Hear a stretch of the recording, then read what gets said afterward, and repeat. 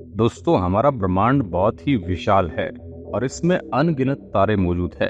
तारों को ब्रह्मांड का एक बेसिक बिल्डिंग ब्लॉक कहा जा सकता है। आज इन्हीं की वजह से हमें भारी एलिमेंट्स, नेबुला, गैलेक्सीज और ब्लैक होल जैसे खतरनाक ऑब्जेक्ट अंतरिक्ष में देखने को मिलते हैं। इन्हीं तारों का चक्कर लगाते हैं ग्रह।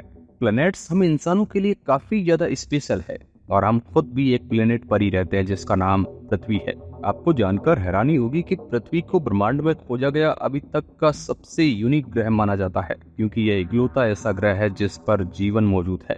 वैज्ञानिक बताते हैं कि हमारी आकाशगंगा में अरबों ग्रह मौजूद है, लेकिन उनमें से ज्यादातर ग्रहों का वातावरण किसी भी तरीके से जीवन को सपोर्ट करने लायक नहीं है। अगर आप उनमें से किसी भी ग्रह पर चले जाएंगे तो कुछ सेकंड में ही आपकी मृत्यु हो जाएगी। इसका जीता जागता उदाहरण आप अपने ही सौरमंडल में देख सकते हैं। हमारे सौरमंडल का दूसरा ग्रह यानी शुक्र ग्रह बहुत ही ज्यादा खतरनाक है। इस ग्रह पर सल्फ्यूरिक एसिड की बारिश होती है और यहाँ का तापमान 475 डिग्री सेल्सियस तक चला जाता है, जो कि किसी भी चीज को जलाकर राख करने के लिए काफी है। वैज्ञानिक बताते हैं कि अगर आप किसी तरह से शुक्र ग्रह के अंदर चले जाते हैं तो 1 सेकंड के अंदर ही आपकी मृत्यु हो जाएगी।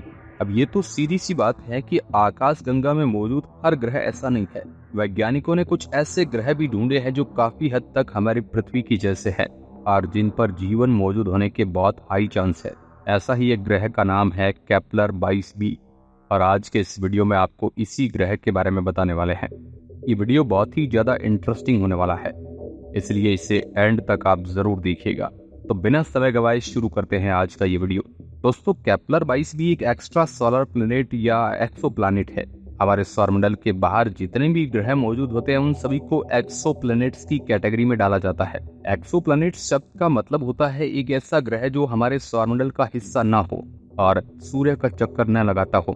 केपलर 22b को केपलर स्पेस टेलीस्कोप द्वारा ढूंढा गया था और ये हमारी पृथ्वी से करीब 600 प्रकाश वर्ष की दूरी पर मौजूद है। अगर आप इस ग्रह तक प्रकाश की गति से भी जाने की कोशिश करते हैं तो आपको 600 वर्षों का समय लगेगा। 2011 में अनाउंस किए गए इस प्लेनेट का डायमीटर करीब हमारी पृथ्वी के मुकाबले 2.4 गुना ज्यादा है।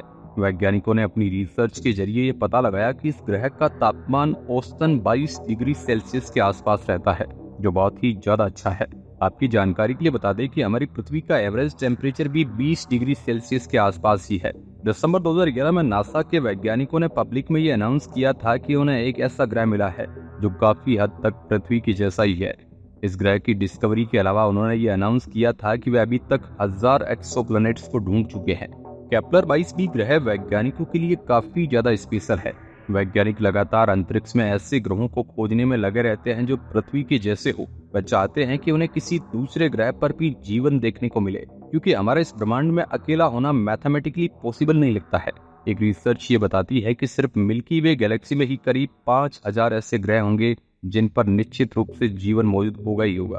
अब अरबों ग्रहों में से हम उन 5000 ग्रहों को कभी ढूंढ पाएंगे या नहीं, ये तो समय ही बताएगा। लेकिन जिस तरह से वैज्ञानिक रिसर्च कर रहे हैं उससे तो ये प्रतीत होता है कि हम एक न एक दिन ऐसा ग्रह जरूर ढूंढ लेंगे जो बिल्कुल पृथ्वी की जैसा ही होगा और जिस पर जीवन फल फूल रहा होगा। केपलर 22b अपने तारे का एक चक्कर 290 दिनों में लगा लेता है, जबकि हमारी पृथ्वी को ऐसा करने में 365 दिनों का समय लगता है। ये अंतर मात्र 75 दिनों का ही है, जो इतनी बड़ी बात नहीं है। वैज्ञानिकों ने अपनी मैथमेटिकल कैलकुलेशन से ये पता लगाया कि इस ग्रह का द्रव्यमान हमारी पृथ्वी के द्रव्यमान से 36 गुना ज्यादा है। वही इस ग्रह पर गुरुत्वाकर्षण बल हमारी पृथ्वी के मुकाबले मात्र 1.8 गुना ज्यादा है। अगर आप इस ग्रह पर जाएंगे तो आपको पृथ्वी के मुकाबले ज्यादा डिफरेंट महसूस नहीं होगा। अब आप में से कई लोगों के दिमाग में ये सवाल आ सकता है कि जब इस ग्रह का द्रव्यमान हमारी पृथ्वी के मुकाबले 36 गुना ज्यादा है तो आखिर इसकी ग्रेविटी इतनी कम कैसे है? इसका सीधा सा आंसर है रेडियस। न्यूटन द्वारा दिया गया लॉ ऑफ ग्रेविटेशन ये बताता है कि जैसे जैसे किसी ऑब्जेक्ट का द्रव्यमान बढ़ता है वैसे वैसे उसका गुरुत्वाकर्षण बल भी बढ़ने लगता है। वही जैसे जैसे उस ऑब्जेक्ट की रेडियस बढ़ती है वैसे वैसे उसका गुरुत्वाकर्षण बल कम होने लगता है। केपलर 22b का द्रव्यमान तो बहुत ज्यादा है, लेकिन उसका डायमीटर भी हमारी पृथ्वी के मुकाबले 2.5 गुना ज्यादा है, जिस वजह से उसकी ओवरऑल ग्रेविटी हमारी पृथ्वी के बराबर ही रह जाती है। किसी भी ग्रह पर जीवन मौजूद है या नहीं उसके लिए कुछ कंडीशंस होती है और में से सबसे इम्पोर्टेंट कंडीशन होती है गोल्डीलॉक जोन की। तारे के आसपास एक ऐसा एरिया मौजूद होता है जहाँ पर उसके द्वारा रिलीज की गई रेडिएशन एक परफेक्ट अमाउंट में पड़ती है। उस एरिया में तापमान बिल्कुल अनुकूल होता है और वहाँ पर लिक्विड सब्सटेंस मौजूद होने के पूरे चांस होते हैं। तारे के इस एरिया को गोल्डीलॉक जोन या फिर आसान भाषा में हैबिटेबल जोन कहा जाता है।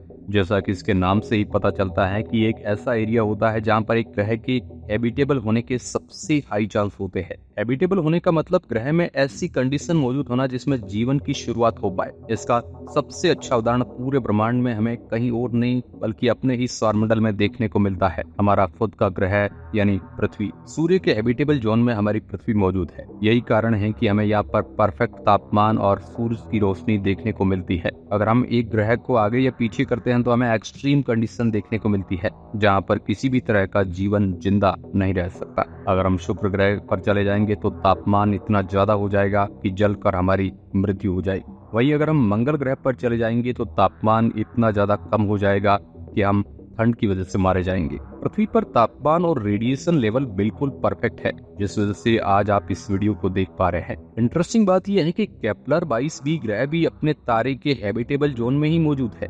वैज्ञानिक ऐसा बताते हैं कि इस ग्रह की सतह पथरीली होगी और यहाँ पर लिक्विड वाटर मौजूद होने की भी बहुत हाई चांस है। इस ग्रह का वायुमंडल मुख्य रूप से हाइड्रोजन और हीलियम से बना हुआ है। ये बताने की जरूरत नहीं है कि पानी को बनाने के लिए हाइड्रोजन कितनी ज्यादा इंपॉर्टेंट होती है। पानी का एक मॉलिक्यूल हाइड्रोजन के एक एटम और ऑक्सीजन के 2 एटम से बना होता है। इस ग्रह के हैबिटेबल जोन में मौजूद होने का मतलब है कि यहाँ पर जीवन मौजूद होने की भी बहुत हाई चांस है। वैज्ञानिक अभी भी इसके वायुमंडल पर रिसर्च कर रहे हैं, क्योंकि वायुमंडल पर रिसर्च करने से ही उन्हें ये पता चल सकता है कि ये ग्रह जीवन को सपोर्ट करता है या नहीं। इसके अलावा वैज्ञानिक ये भी जानने की कोशिश कर रहे हैं कि इस ग्रह के पास कोई चांद है या नहीं। किसी ग्रह के पास चांद का मौजूद होना एक बहुत ही अच्छा सिग्नल होता है। हमारी पृथ्वी का चांद भी हमारे लिए बहुत ज्यादा इंपॉर्टेंट है। अगर कल को अचानक से चांद गायब हो गया तो हमारी पृथ्वी से ज्यादातर जीवन समाप्त हो जाएगा। ये ग्रह जिस तारे का चक्कर लगा रहा है वह बिल्कुल हमारे सूरज के जैसा ही है, बस उसका साइज हमारे सूरज के मुकाबले 2% कम है। इसके अलावा उस तारे का द्रव्यमान हमारे सूर्य के मुकाबले मात्र 3% कम है। कम द्रव्यमान होने का मतलब है कि वह हमारे सूर्य के मुकाबले ज्यादा लंबा जीवन जिएगा। आपकी जानकारी के लिए बता दें कि जो तारा जितना ज्यादा विशाल होता है वह उतना ही जल्दी नष्ट हो जाता है। तारे के विशाल होने का मतलब होता है कि वह हर सेकंड ज्यादा से ज्यादा एनर्जी को बाहर रिलीज कर रहा है। ज्यादा एनर्जी रिलीज होने की वजह से वह तेजी से अपने आप को खत्म करता जा रहा है और उसकी उम्र छोटे तारों के मुकाबले भी कई गुना कम हो जाती है। हमारा सूर्य पिछले 4.6 अरब सालों से चमक रहा है और अगले 5 अरब सालों तक ये ऐसे ही चमकता रहेगा। केपलर 22b के तारे और उसके बीच हमारी पृथ्वी और सूर्य के मुकाबले 15% कम डिस्टेंस है। आसान शब्दों में कहे तो केपलर 22b हमारी पृथ्वी के मुकाबले अपने तारे से 15% दूरी नजदीक मौजूद है वो। अब क्योंकि वह तारा हमारे सूर्य के मुकाबले छोटा है इसलिए सारी चीजें बैलेंस हो जाती है और केपलर 22b हैबिटेबल जोन में ही मौजूद रहता है। कोई भी ग्रह पृथ्वी से कितना ज्यादा मेल खाता है ये जानने के लिए वैज्ञानिक एक इंडेक्स का इस्तेमाल करते हैं। इस इंडेक्स को कहा जाता है अर्थ सिमिलरिटी इंडेक्स यानी ESI। इस इंडेक्स में 0 से 1 के बीच में वैल्यूज होती है। 0 का मतलब होता है एक ऐसा ग्रह जो पृथ्वी से जरा सा भी मेल नहीं खाता हो और 1 का मतलब होता है ऐसा ग्रह जो बिल्कुल हमारी पृथ्वी के जैसा ही हो। आपको जानकर हैरानी होगी कि केपलर 22b का अर्थ सिमिलरिटी इंडेक्स 0.71% है।